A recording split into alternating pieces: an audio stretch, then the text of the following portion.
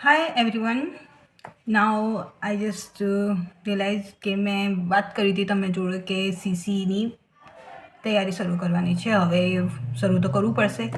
તો how to prepare four CC 2026 બસ હવે start કરીએ.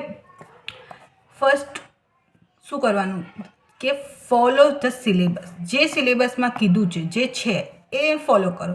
હવે આપણને ખબર છે કે 5 લીટીમાં આપણને એમ કહી દીધું છે કે પ્રિલિમ્સમાં આપણને આ 5 સબ્જેક્ટ્સ પૂછશે. તો maths, reasoning, English, Gujarati, current and general awareness. હવે આના વિશે આપણી પાસે બહુ ઓછી માહિતી છે કે શું પૂછશે શું નહીં પૂછે, એટલે આપણી પાસે આમ બહુ જ ઓછી માહિતી છે. આના માટે છે આપણી પાછળના 71 શિફ્ટના પેપર્સ પણ છે. છેલ્લા જે ગયા વર્ષની એક્ઝામ થઈ એની 71 શિફ્ટ્સ, એની PDF બી છે, બધાની જોડે છે જ. તો એની ઉપરથી આપણે આમ કહી શકીએ કે મેથ્સ, રિઝનિંગ, ઇંગ્લિશ, ગુજરાતી આ 4 સબ્જેક્ટમાં શું પૂછાઈ શકે એ આપણી પાસે છે. હવે જોઈએ આનું માર્ક્સ, એનું શું વેટેજ છે. તો આના મેથ્સના 30, રિઝનિંગના 60 અને આ બંનેના મળીને 90 માર્ક્સ થઈ જશે. એટલે આપણે આમ 100 માર્ક્સનું પેપર એમાં 90 માર્ક્સ, આ તો 150 માર્ક્સનું છે, પણ 150 માર્ક્સમાંથી 90 માર્ક્સ, બાકીના બધું 60 માર્ક્સમાં છે આ 90 માર્ક્સનું. હવે 30-60 મેઇન ફોકસ આપણે આમ 60 પર હોવો જોઈએ. રિઝનિંગ છે આમ સાવ સહેલું, પણ આ લોકો 60 માર્ક્સમાં પૂછશે એટલે થોડું ડીપ તો જવાના જ. એટલે આમાં થોડું છે, બટ કરી લઈશું આપણે. Good luck. હવે જોઈએ ટોટલ માર્ક્સ કેટલા છે. ટોટલ માર્ક્સ છે આના 150.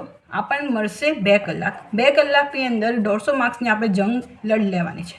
અને એક ક્વેશ્ચનનું 1 માર્ક્સ અને એક જો તમારું ખોટું જાય તો નેગેટિવ માર્કિંગ છે 0.25. એટલે તમારા એક જે માર્ક્સ તમે કેરી કર્યા છે એમાંથી 0.25 માર્ક્સ જે છે એ માઇનસ થશે. ડન? આ ક્લિયર થઈ ગયું. હવે આપણે સૌથી મોટું જે વાત પર કરવાની હતી, ટાર્ગેટ શું કરવાનું છે. અત્યારે આપણી પાસે ટાઈમ બહુ ઓછું છે, એટલે બહુ જ ઓછું છે, કઈ જ નહીં. અને આપણે જાણીએ છીએ કે 15 માર્ચ એ લોકો એમ જાહેર કરી દીધું. પછી એમ થયું કે આ તારીખે તો વર્ક અસિસ્ટન્ટની એક્ઝામ છે તો નહીં લેવાય. બટ આને ભૂલી જાઓ, આ વાત તો આપણે ખબર પડી ગઈ કે માર્ચમાં જ એક્ઝામ તો છે જ, માર્ચમાં છે. અને આ ફેબ બી જો અડધું થઈ ગયું, હવે ફેબમાં બી હવે તો હવે આપણે શરૂ કરવું પડશે. મેથ્સ અને રિઝનિંગ. મેથ્સનું 30 છે અને રિઝનિંગનું 60 છે.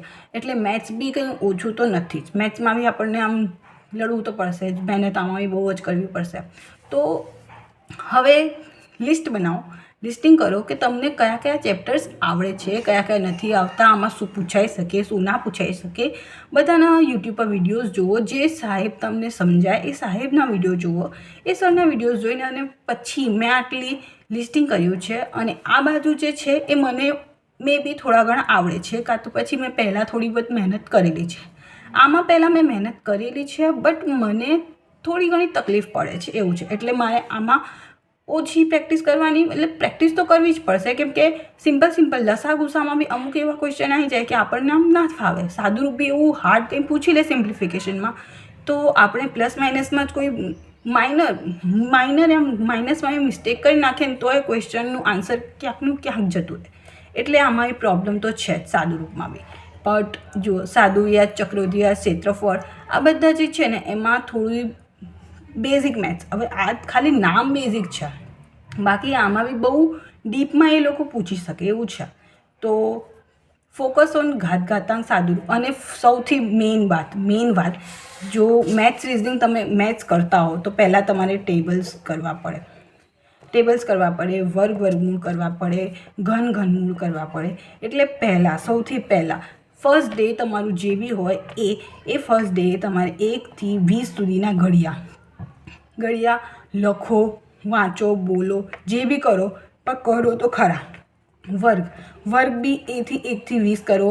અને ઘન 10 સુધી તો પહેલાં પાકા કરો, પછી આગળ વધતા જવાનું. અને પછી જે મેઇન જે આવે કે જે રિપીટ વધારે થતા હોય એમાં કરતા રહીશું, પણ સ્ટાર્ટ તો કરવું જ પડશે 1 થી 20. અને પછી આ 30 સુધી લઈ જવાના છે. પણ પહેલાં 1-2 દિવસે સ્ટાર્ટિંગમાં 1 થી 20 ઘડિયા સુધીના મોઢે કરવાના, મોઢે લખવાના, કે જે બી કરો લખો તો સૌથી બેસ્ટ રહેશે. તો આ કરવાના જ પડશે. એટલે મેથ્સ રિઝનિંગ કરવું હોય તો ટેબલ વર્ગ ઘન એ પહેલાં જરૂરી છે. હવે આપણે આવીએ રિઝનિંગ પર. રિઝનિંગનું છે સૌથી વધારે વેટેજ. આપણે આ બાજુ લઈ લઈએ. રિઝનિંગનું સૌથી વધારે વેટેજ છે અને આમાં બી આ સિલોક્સ, ઇનઇક્વાલિટી, વેન ડાયાગ્રામ અને એ બધામાં જો જોઈએ ને તો મારે અહીંયા બી એવું જ છે કે આ બધા જે ક્વેશ્ચન અહીંયા જે લખ્યા છે ને એ મને થોડા ઘણા આવડે છે અને પ્લસ મારે એ કરવામાં ઇઝી રહે છે. અને અહીંયા જે છે ને એ થોડું આમ મારાથી આમ ભૂલ થઈ જાય છે, માઇનર મિસ્ટેક બી થઈ જાય છે. જો કે પેપર ફોલ્ડિંગ એમ કંઈક હાર્ડ ના હોય કે આપણે આમ પેપરની ડિઝાઇન બનાવો અને અહીંયાથી કાપી નાખો, અહીંયાથી કાપો અને પછી ફોલ્ડ કરેલું હોય અને પછી એમાં 4 ખોલો તો જ્યારે ખોલો ત્યારે કેવું થાય એ એમાં બતાવવાનું હોય. તો પછી આમાં બી પ્રોબ્લેમ તો કશું જ નથી, પણ મારે આમાં ખોટા બહુ પડે છે. એટલે મારે અહીંયા એ બધા લખ્યા છે જે મારે બેઠક વ્યવસ્થા છે કે આમ લોકો ગોળ બેઠા છે સામસામે, અહીંયા આમ બેઠા છે તો તમારે કઈ રીતે કરવાનું, આ જે છે ને આમાં જ પ્રોબ્લેમ મારે આવે છે. એટલે મારે અહીંયા જોવું પડે, અહીંયા મારે પ્રેક્ટિસની વધારે જરૂર છે. તમે બી એવી રીતે કરી શકો કે આ તમારે જે છે કે તમારે અહીંયા મહેનત ઓછી કરવી પડશે, અહીંયા તમારે મહેનત વધારે કરવી પડશે. એવા ચેપ્ટર્સને અલગ તારવી લો. અલગ તારવશો તો તમને આઈડિયા આવશે કે તમારે કેટલું કરવાનું છે, કેટલું કરવાનું બાકી છે. અને રોજે રોજ તમારું જે સિલેબસ છે એને જોતા રહો, એને વળગ્યા જ રહો. હવે આગળ આપણે આવીએ 15 માર્ક્સનું ગુજરાતી ઇંગ્લિશ. બેસ્ટ આપણને આમ આવે એવી કહેવતો, બેસ્ટ એટલે આમ આના તો આપણે રોજના વળગેલા જ રહીએ એમ એવું છે. પણ એમાં બી ઘણી એવી કહેવતો છે જે આપણને નથી આવડતી હોતી. તો પછી એમાં શું કરી શકીએ કે આપણે આગળ મહેનત કરતા રહીશું અને આમ વાંચતા રહીશું. આને શું છે કે રોજે રોજ કરવું પડે એવું છે. આમાં સમાનાર્થી આવે અને વિરોધાર્થી આવે એ બધા બી કરવા જ પડશે. બાકી આમાં શું છે કે આમાં એટલી બધી મહેનત નહીં લાગે કે તમારે બહુ વાંચવું પડે એવું, બસ તમારે કરવું પડશે. છંદ જે છે ને છંદ એમાં થોડું કરવું પડશે, બાકી આ બધું ઇઝી છે. ઇંગ્લિશમાં બી એવું જ ટેન્સ છે, પછી synonym, antonym, homonym, idiom, one word substitute એવું બધું જે છે ને એ તમારે થઈ જાય એવું છે. એટલે આમ ગુજરાતી ઇંગ્લિશમાં રોજ વળગ્યા રહેવું પડશે. પ્લસ આપણું જે કરંટ અફેર્સ છે એને રોજે રોજ એક વિડીયો જોઈ લો. રોજનું કરંટ અફેર કરતા રહો. ગયા મહિનાનું એક વિડીયો જોઈ લેવાનું, એના આગલા મહિનાનું વિડીયો યુટ્યુબ પરથી જ કરવાનું. યુટ્યુબ પરથી વિડીયો જોઈ લેવાનું એટલે ફટફટ પતી જાય.